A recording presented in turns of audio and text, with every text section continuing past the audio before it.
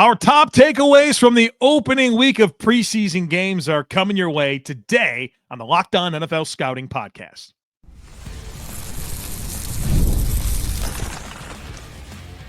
You are Locked On NFL Scouting with the Draft Dudes, your daily podcast for NFL and college football scouting. Part of the Locked On Podcast Network, your team every day. What's better than this? It's guys being dudes here on the Locked On NFL Scouting Podcast. We're the Draft Dudes. I'm Joe Marino from Locked On Bills. He's Kyle Crabbs from Locked On Dolphins. And we are your NFL experts here with you daily to talk team building across the league on the Locked On NFL Scouting Podcast with the Draft Dudes, part of the Locked On Podcast Network, your team every day. Want to issue a big thank you, shout out, and welcome to our everydayers. Those of you who never miss a single episode, we appreciate y'all being here very, very much. Today's episode is brought to you by Gametime. Download the Gametime app, create an account, and use code LOCKEDONNFL for $20 off your first purchase. Joe, happy Monday. Happy Monday. August 11th, preseason week 1 in the books came to a close yesterday afternoon. So everybody's had a little sampling of play. We're talking about it here on the show, as you mentioned, some odds and ends, first-year coaches and situations, and how some of those teams look. There were a couple of really impressive coaching debuts as far as the preseason goes. But as it always is, the Monday conversation has to start with quarterbacks. We had Jaxson Dart going up top, big play. Shedeur Sanders making a lot of stuff happen. Very productive debut for him. Where do you want to go? I think we should start with Shedeur Sanders. Great. Certainly a big topic for a while now. And he gets that start against Carolina, 14-23, 138 yards, 2 touchdowns. And you have to take it for what it is. It's a preseason game. And we've seen a lot of really good preseason performances that didn't really translate into great careers. But it's never bad to play good. All right. And I think Shedeur Sanders did a lot of very promising things with this performance. I really thought the ability to be an instinctive playmaker, to be able to work within the pocket, keep his eyes down the field, find targets, deliver the football, was on display. And you saw him have to negotiate some of the speed of the game and how the pressure can come. And you saw him spin out and go backwards. That's all good, but that's what you want to see. Work through that type of stuff. Get those types of exposures in preseason so you can figure out what you can and can't do. But I thought for the most part, Shedeur's ability to be a playmaker, to find targets, to navigate the pocket was pretty strong in this game. Yeah, I thought some of the best things that are talked about with Shedeur, kind of the touch, that first touchdown pass that he had to Davis in the low red zone on the boot left, and kind of layering it over the clouded corner that falls off the flat and getting it out in front of the receiver from the defender that's trying to carry him. It was a very small, tight window. And those are the kinds of throws that I think are the expectation for Shedeur, that that's how you're going to win in the NFL. So boot left, it's not easy, right? Right-handed quarterback, you got boot left, and then you got to get your shoulders all the way back around, and you got to throw with a corner falling off with touch and layer that throw, and he did it perfectly. And it was nice for me to see, here's how you think this player can win, because he doesn't have a jackhammer of an arm, right? He doesn't run a 4.4. And the intangibles element and some of the, you have to win as a passer in refined ways. But he was slippery with the first arriving defender. And then it's just, okay, you made the first guy miss. How do you negotiate that, right? What else do you choose to do or choose not to do to concede it down or make a play happen? Right. You got to walk that line, right?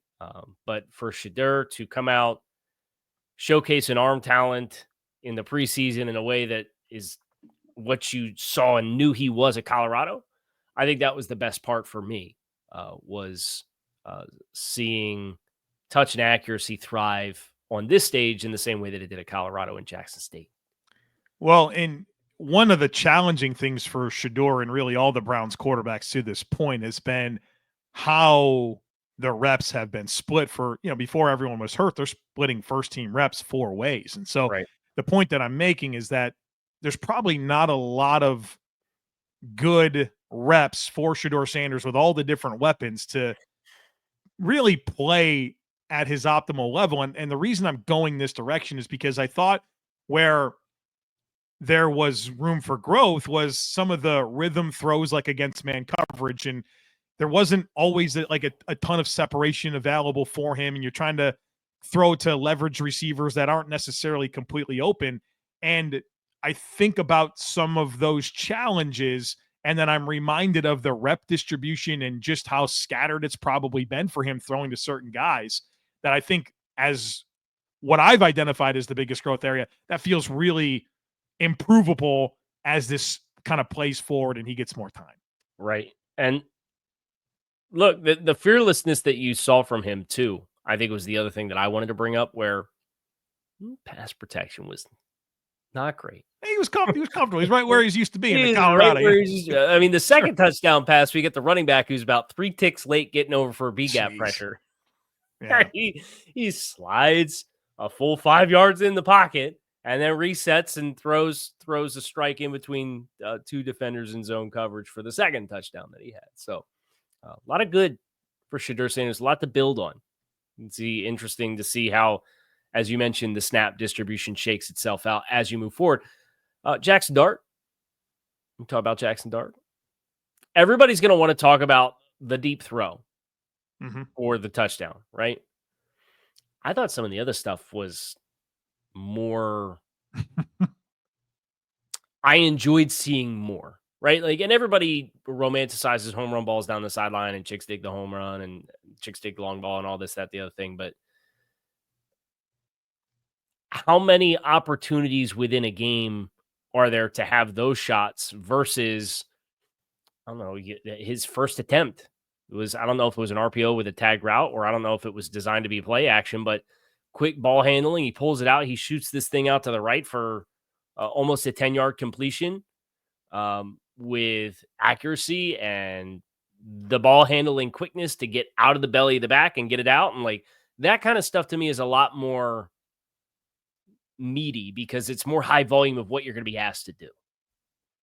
I think that's a really good call out. But if we can celebrate the touchdown throw to little Jordan Humphrey a little bit, the way he stared down the barrel at TJ Sanders closing in on him and just threw it, man, like that was a really fun layer to that play. I mean, obviously you love the bomb down the sideline and a really good accurate throw down the field, but that pressure caving in and for him to deliver that strike, I thought was really impressive. But I do agree with you that the overall performance is every bit as impressive and probably more meaningful in terms of how it's going to translate to the next level. And translation is the big word for me, where this is this dude's NFL debut in the preseason. And the whole story with Jaxson Dart was like, yeah, you got great size, you got arm talent, you can move, you're tough. Like, we love those boxes that you check, but this transition from Ole Miss and Lane Kiffin to the NFL is going to be a big, really big, steep curve.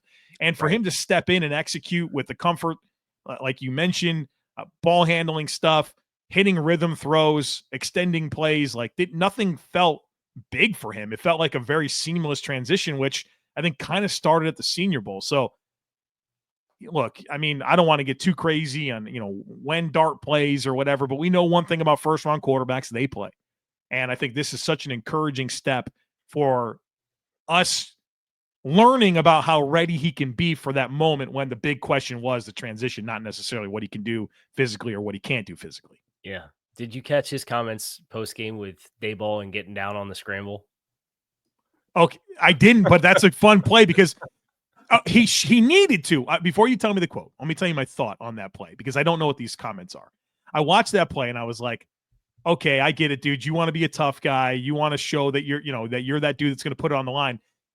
And I said to my brother who I was watching the game with, I said, what would have been more impressive if he just got down and protected himself and showed that maturity in that moment. So what'd he say? I'm fascinated to find out. He was asked if he got yelled at for not getting down. And he said, I think Dave's likes it, to be honest. Okay. Yeah. He said, I think it was more my teammates who said we don't need you to take unnecessary. Okay. Yeah, sounds like Dabes. On brand for Dabes, who was the first OC for Josh Allen. So Yep. He's very used to that conversation. You know, and Josh has been a little more protective of himself the last few years, if we're being honest. All right, we got more to do, including the number one overall pick made his debut, Cam Ward. I think there was a 70-yard field goal made. We'll talk about that and a whole lot more. Folks, be sure to stick with us. This episode is presented by Yahoo Fantasy. Fantasy football is back. Fire up the group chat, get your draft board ready, and buckle up for a season filled with breakouts, busts, and all the overreactions that we live for. It's all going down on Yahoo Fantasy. This time of year, I'm always playing my fantasy football on Yahoo, and you should too, whether you're a first-timer or a vet that's in your 1 millionth league. I've used Yahoo Fantasy for years, and I love how smooth the draft day experience is. I love how easy it is to set up a league. The mobile app is awesome, and the Smack Talk hits just a little different in the message boards. To celebrate 28 years of fantasy football greatness, Yahoo Fantasy is dropping 28 big new features over 28 days throughout August. To kick it off, they just dropped Yahoo Fantasy Guillotine Leagues, a killer new way to play fantasy football on Yahoo, where the lowest scoring team gets eliminated each week while there's only one team left standing. With the season around the corner, now's the perfect time to get your league together and give this new mode a try. If you're more into the classics, you can still play head-to-head private leagues or join a public league. Stay tuned for more killer announcements and start playing Yahoo Fantasy Football now at yahoofantasy.com/LockedOnNFL.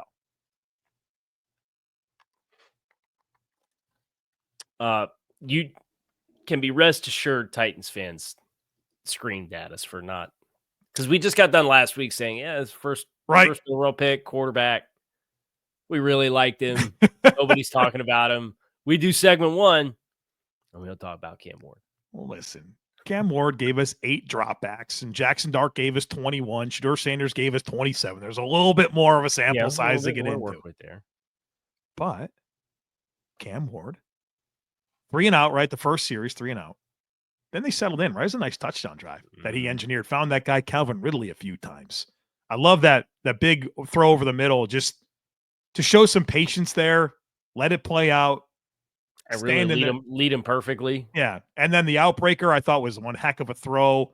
He got away with that one. He tried to hit that honey hole shot. There was no route to hold the flat defender. Maybe that's a kind of cheesy design of the play, but I thought it was a really good get your feet wet, get out there and kind of get a feel for your physical ability.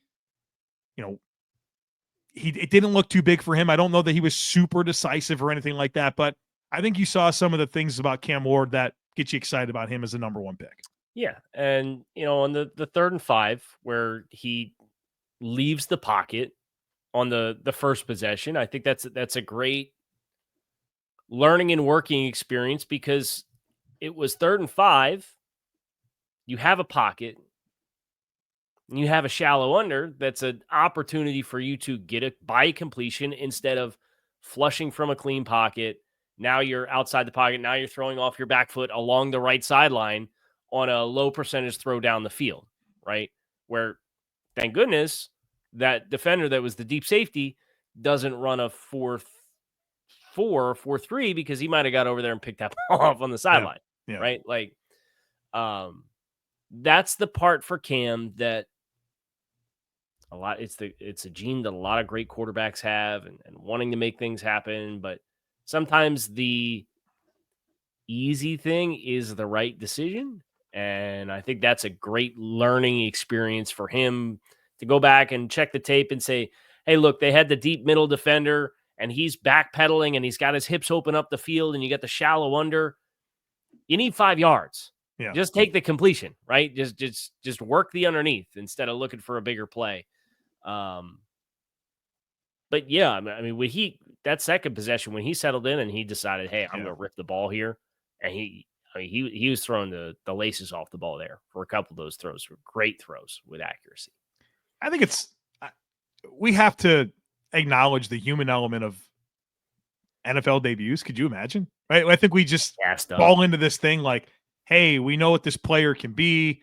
We know the skill set. Go do the thing. It's like, take a second and pause and acknowledge the gravity of the moment, right? As you try to discern between, which, especially in week 1 of the preseason, which guys are rookies are stepping in and, looking like they're supposed to, and the guys that might take a little time. Like they're not robots. These are real humans that have to kind of work through some stuff. But I mostly, if I was a Titans fan, I'd be satisfied with what I saw from Cam Ward. I thought it was really good exposure for him in his debut. And look, the marriage of talent and habits, it's a dangerous thing, right? You feel like Cam's got that stuff. He's got all the talent. There's nothing physically he's not capable of. And how much have we heard about this guy, right? Yeah. Like how he's getting there early, putting in all the time. Like he might fail forward a little bit, but he's going to put in the work to maximize his physical upside. Yeah. And that connection with Ridley, like you mentioned, that has a chance, I think, to be just maybe wish they had a couple other guys to work the Listen, ball if I'm at a redraft league for fantasy football, this is where you don't come to us for fantasy football advice. Ridley's on my list this year. You just target volume. It's going to be 150 plus targets, right? And there's a chance they're going to need to score some points. Probably so. I think he's gonna be a high volume guy this year. Yeah, good call. You want to talk about a couple of AFC East coaches making their new debuts with new teams? Sure. Had Mike Vrabel. Better not ask that guy a question and give him the answer at the same time. Oh my god! I loved it. I loved it, dude. I loved it. You and I have both been respectively in a lot of media scrums and football locker rooms and press conferences and this, that, the other thing. Mm-hmm. How high up on your list would Mike Vrabel be for a guy you would want to ask a question to? How high up on the list would you be, or would he be, of people you would be terrified to ask phrase the question wrong on the way out? And he's in the Will Muschamp. What's the guy? I'm a man. I'm 40. I cannot think of his Mike Gundy. Mike Gundy. He's in that bucket. Because I think Mike's being very intentional right now. He's training this media. He's done it a few times right now. Somebody came in and asked a repeat question. He's like, he's letting them know. I just answered this question 5 minutes ago. Yeah. You'll be on time for press conferences, and if you're not, you won't ask a question, right? He's training these guys. I'm not rooting for his success, trust me. But I love this kind of stuff where he's coming in and making it very clear what he expects from everybody, including the guys asking questions, guys and girls asking questions in the media scrums. So how high up would he be on your list? He's right there. I'm not asking Mike Vrabel a question. It won't happen. Okay, so the fear of incidentally on the way out misphrasing the question and it sounding dumb when it comes out, regardless of whether or not it's intention to be a good question, overweighs how much you would be interested in asking Mike Vrabel. Listen, in the year 2025, we're not afraid of the dark. We're not afraid of the boogeyman. Joe Marino's afraid of going viral for the wrong reasons. All right. That's a legit fear that I have. I even caught myself. I was a little touchy-feely with a person in the airport a few weeks ago where I didn't appreciate what they were doing with my carry-on. And I'm like, all right, I got to pause. I can't go viral right now for this. You know what I mean? Yep. Just like I'm not asking Mike Vrabel a question and going to be a meme. Do you remember, and I know I want to get the Patriots performance in this game, and I want to get the Jets performance against the Packers, but do you remember the first year we road trip to Mobile together and we drove from Charlotte? I do. We stopped at that McDonald's at like 4 a.m. to get coffee. After we failed at multiple places that weren't open. And then was it the register wasn't working or the coffee machine wasn't working? And you were just like, what do you mean? That's like the entire... Bro, I got to watch myself, man. You were just like beside yourself and you couldn't, but like the explanation that this poor person was trying to give you as far as like, I understand, I'm really sorry, I know it's inconvenient, but like I can't take your payment right now. And you were just like, well, how do you run a business? So right now we can't. I said, well, and then you said, well, then why are you open? Why are you open? Yeah, they had no way to receive our payment, right? Like, right. And it was we were like, both super grumpy because it was like 4:30 in the morning. And we had tried to get coffee a couple of other places too. We did. Yeah. Travion Henderson. Yeah, first touch, right? Yeah. Maybe we have like 17-yard run as well, a couple catches. Give me the real deal, man. Especially watching some of these rookie running backs in pass protection, trying to sort out assignments and scan protections. And it doesn't go well. Ollie Gordon had one in the Miami game yesterday. Kyle Monungai for Chicago, trying to block Willie Gay, did not have a fun time. It's a big piece of the puzzle for young running backs, and it's one of the things that Henderson really brings. And it's one of the things that, like, to relate it to a player that just got a new contract, it's a big piece of the puzzle for why Kyron Williams gets $11 million a year, right? Because you have the concerns about the explosive play element. He's a really productive player. He's really productive, though. And he's really productive because he's on the field a lot, because he can handle all of the responsibilities that come on passing downs. And I think Henderson has the chance to be that kind of guy. Expect a big second half of the year from him. Like, you kind of get into the swing of things the first half of the year. You kind of, they're weaning you on how much you have. They're onboarding you. And once that mastery comes, he's going to be a problem. I'm afraid you're correct. We'll talk other AFC's topics, including the other debut coach. And we got to talk about Dolphins rushing touchdowns and Jalen Wright. We'll do that here next, folks. Be sure to stick with us. We've all been there, logging on early and waiting forever for concert tickets to go on sale, only to lose your spot for a show you've been dying to see. Live music should be about making memories, not dealing with the stress of ticket shopping. That's where Gametime comes in. Gametime makes getting concert tickets faster and easier than ever. Prices actually drop as it gets closer to showtime, and you could save up to 60% off with their killer last-minute deals. Ever wonder what your view will actually look like before you buy? The app shows you a panoramic seat view, so there are no surprises. And speaking of no surprises, with Gametime, the price you see is the price you pay. There are no hidden fees. So take the guesswork out of buying concert and show tickets with Gametime. Download the Gametime app, create an account, and use code LOCKEDONNFL for $20 off your first purchase. Terms apply. Again, create an account and redeem code LOCKEDONNFL for $20 off. Download the Gametime app today. Last-minute tickets, lowest price guaranteed. Kyle, I feel like we need to address that we haven't done smelling salts yet on this episode. Mine haven't arrived yet. They're supposed to arrive today. Neither have mine. Okay. So we are waiting for Amazon to come through. Yeah. So it said in Amazon's defense, it said be delivered today, Monday, August 11th, and it's 9:30 in the morning. So they got time, you know. Did you might not need smelling salts if you watched some of the Willie Lampkin reps. For the Rams. He probably had a few sniffs, my guy. You talk about leverage, right? Now, I think it's a really interesting projection, and I know we're a little all over the board here, but just so happens Coach Dan Casey has the reel up from Brandon Thorne on my timeline. I have Twitter up because I have dark mode on, and if all of my screens are light, then my lighting gets all messed up for the video. And it's just the video that's been sitting here on a reel for the last 23 minutes and 9 seconds while we've been recording has been this Willie Lampkin pancake reel for the Rams. So giving him a little shout out here as not a great body style fit for what the Rams have become with their interior offensive line, but man, you want to think about firing off the ball, zone rooted offense, athleticism, natural leverage. I mean, he put probably 5 Dallas Cowboys defenders on the ground. How would you compare his arc and opportunity to like Aaron Brewer?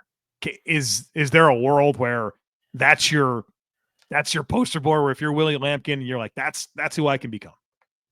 If you add another, I mean, Lampkin's probably 15 pounds lighter than Brew. You can add 15 pounds, man, right? You have to. You got to be able to add 15 pounds. But, yeah, I think that the athleticism is obviously there. The leverage is great. Brewer's not a tall center, and you don't need your center to be a tall guy in general. And in some ways, it almost benefits you to have that athleticism. He would be an all-time outlier if it works. Now, he'd have fit in great in the 70s when this was the size of every offensive lineman. Yeah, perfect. He'd have been a killer. So just a couple decades beyond his prime years for projection, but that'd be a fun subplot to kind of see how he does as an NFL. We'll be paying attention for sure to that. Oh yeah. Yeah, he's trying to start something, you know. He wants he's got to change a lot with the Jets. And you can feel it, man. Coming out there, 30-10 dub over the Packers. I mean, obviously it's preseason. We take it all in stride, but the way he's it feels like he's the right coach at the right time for this Jets team. What they need. 38 minutes and change time of possession. When you think about the Jets and their offensive line, and obviously the starters didn't play a ton. Justin Fields got the opportunity to go down the field and touchdown drive, man. Touchdown drive, used his legs. It was largely what you would expect from Justin Fields. I think the most interesting and promising thing about the Justin Fields touchdown drive was he stands in the pocket, he keeps his eyes downfield, he knows where his outlets are to get easy completions when you catch softer coverage. Yeah, you got the ball to fullback Andrew Beck twice, and one of them was like a 24-yard catch and run. So it's, okay, top of the drop, I scan. I haven't had a chance to watch the All-22 to see like what the route progressions were to see if he was missing stuff down the field, but I know where my outlet is. And then he used his legs, which is exactly what you would expect. And then the running opportunities that this line has with what is a really prolific and powerful offensive line, I think is what you would expect it to look like. I expect the Jets are probably going to win the time of possession battle in a lot of games this year because they're going to have a lot of rolling clocks when they're on offense. Yeah. They know their formula, their script, right, to maximize this team. And Aaron Glenn's going to demand a certain level of accountability and attitude. Speaking of that, did you see the look that he gave Michael Clemens? Bro, yes. Yes. He's like, you can get out of here. He was fed up already. It's a new day. If I'm a Jets fan, I'm fired up about it. This is exactly what this team needs.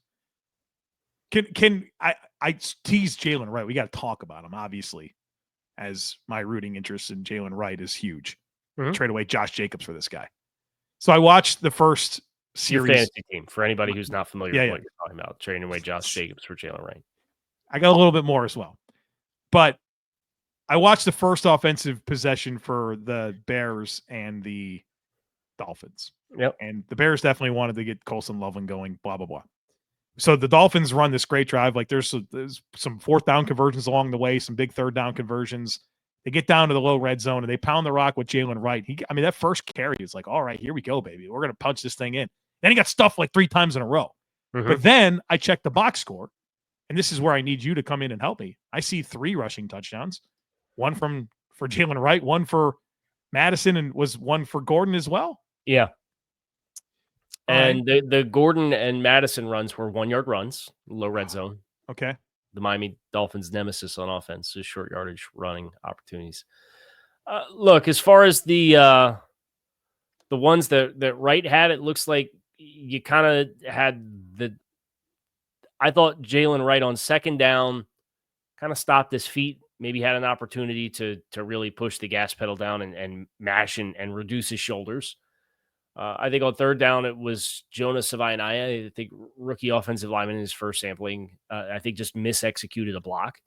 And then you had what looked like a miscombination between the left side on fourth down where the linebacker shoots from depth and you have Savaiinaia and Patrick Paul comboing up to a backer. And then the tight end, Pharaoh Brown, who's new within the offense, doesn't block down as well. He blocks out, and it creates the void that the linebacker just runs through. All right, so we're going to work through this, and Jalen Wright's going to be fine. Jalen Wright's got a lot of competition for carries. I know. I see this. I'm feeling this more. And Ollie Gordon. He got scooting on at least one play. I saw a highlight on that. All right. Spun out of contact for a 20-something yarder, and good physicality. He goes up over the top. I think Dolphins backs should try that more, and short yardage opportunities go up over the top.